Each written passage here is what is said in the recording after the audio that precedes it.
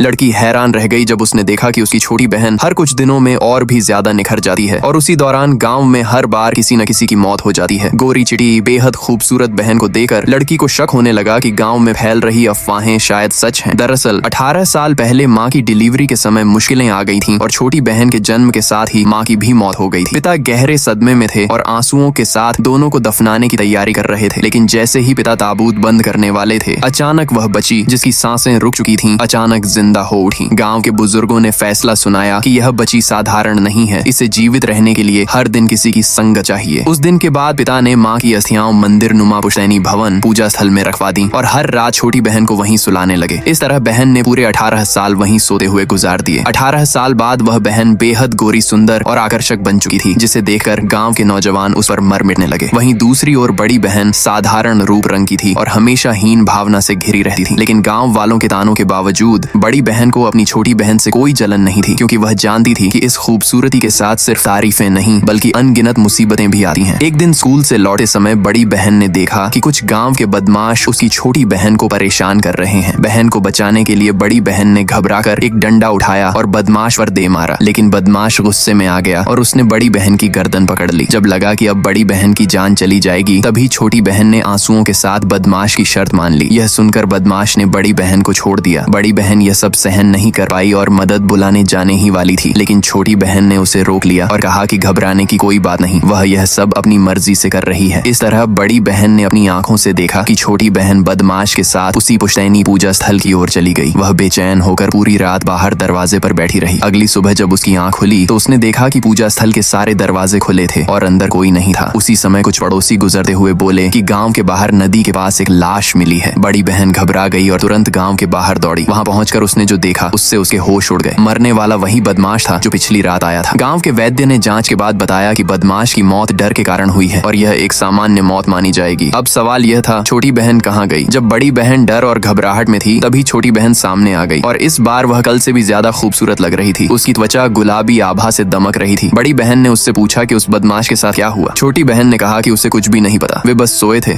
और भोर से पहले वह वहां से चली गई थी। नेक्स्ट पार्ट के लिए सब्सक्राइब करें।